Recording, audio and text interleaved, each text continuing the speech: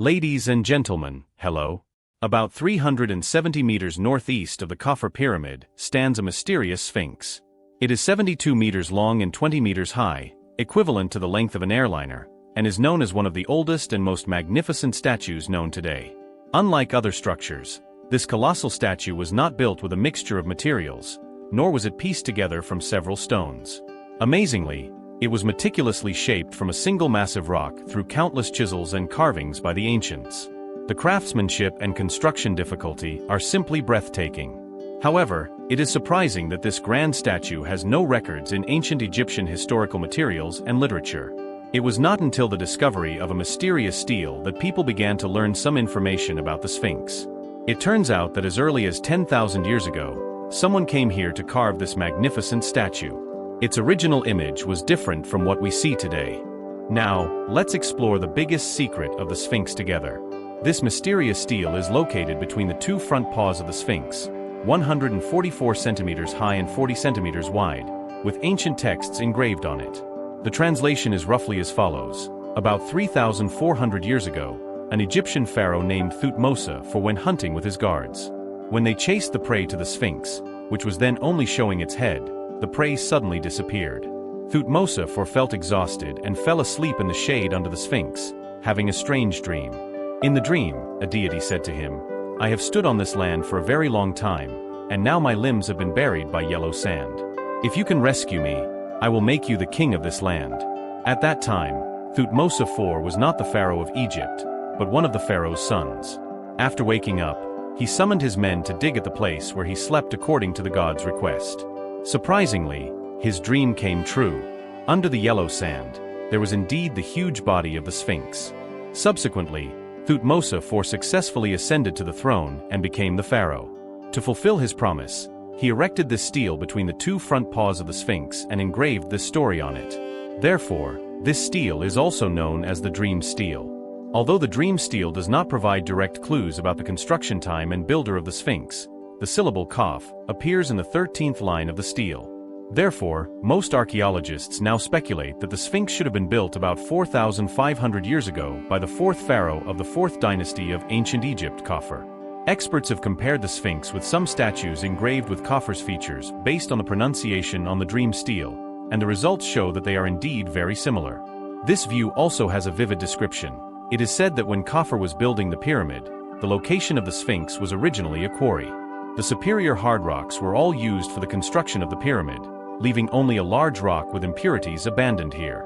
When Khafre came to inspect the future pyramid, he thought this huge stone was very beautiful, so he asked the designer to carve it into a statue in his own image. As for why the combination of a lion's body and human face was chosen, experts explain that in ancient Egypt, the lion symbolized strength and power, while the human symbolized wisdom. The combination of the two perfectly symbolized the image of a king. In Egyptian mythology, the combination of human and animal is not rare. For example, the guardian god Batet is a cat-faced human body, and the god of war Sekhmet is a lion-faced human body. The image of the Sphinx is just a reversal of this combination.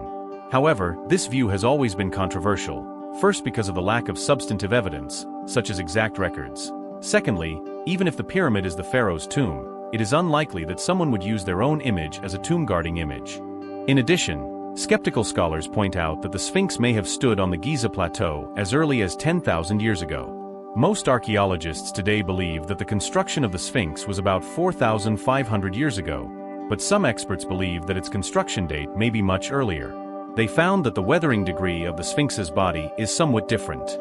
It all started 30 years ago when American scholar John West discovered that although the Sphinx is located on the cliff of the Giza Plateau and is relatively high in terrain, the entire statue has obvious waterstone marks, except for the head, indicating that the Sphinx may have been impacted by floods after its construction or completion.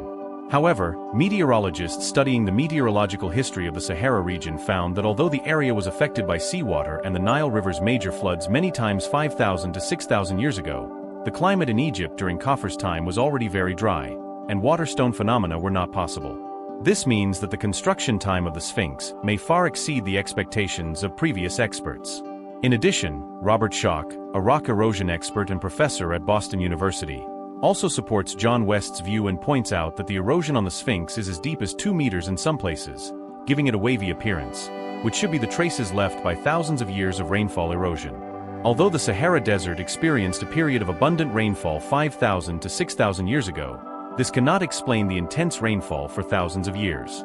Therefore, some geologists date the construction of the Sphinx to the end of the last ice age, about 12,000 years ago. The water-wet marks on the Sphinx may have been caused by floods from melting glaciers. Regarding why the Sphinx is particularly similar to Khafre, experts have also made bold speculations.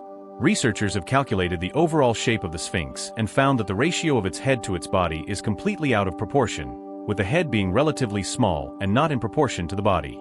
This disproportionate ratio obviously does not match the construction and carving skills of ancient Egyptian craftsmen.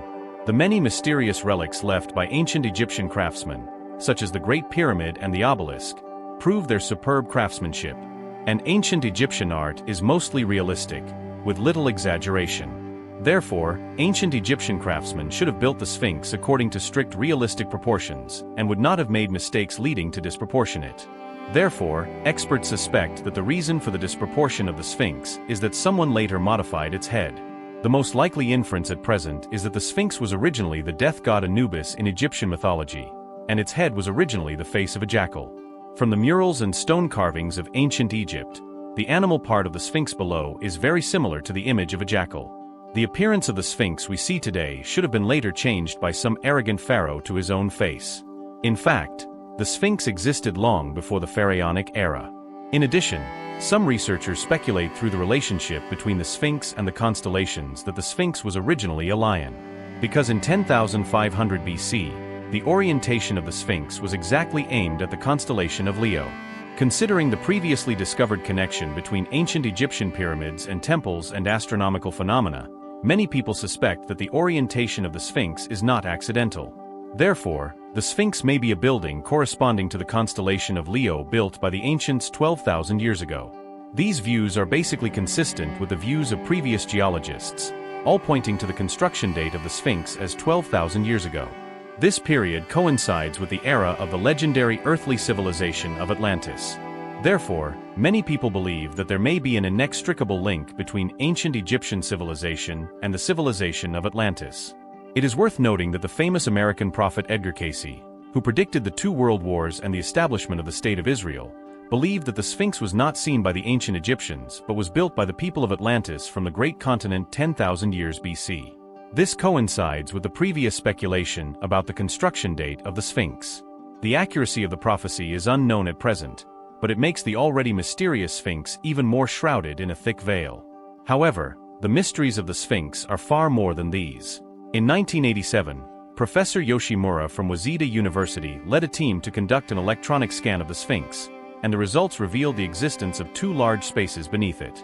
Later, a team from a University of Tokyo also performed a scan and reached the same conclusion. The researchers then applied to the Egyptian government for excavation, but were denied. The research project was also urgently halted. The Egyptian government claimed the need to preserve the head of the Sphinx, so to this day we still do not know what secrets the chambers beneath the Sphinx hold. There are two theories about the chambers. One is religious, stating that beneath the paws of the Sphinx lie two divine stones known as the Philosopher's Stones, and once these stones are unearthed, the world will be destroyed. The other theory is that the space beneath the Sphinx is a vast archive room, preserving information and records about the civilization of Atlantis, left by the Atlanteans before their destruction. The Mars boy also mentioned that there is a passage behind the ear of the Sphinx, leading to high-tech information left by a prehistoric civilization. However, the method to activate this passage has been forgotten. People are skeptical about the Mars boy's words. But the legends of the civilization of Atlantis are not baseless, as water erosion marks do not lie. Many prehistoric civilization relics have been discovered globally, such as the Yonaguni Island underwater structures and Göbekli Tepe. These incredible findings are hard to attribute to coincidences. However, all these are just speculations, and the truth still awaits more archaeological discoveries. But the truth is not so important, because it is the mystery that gives the Sphinx its true charm.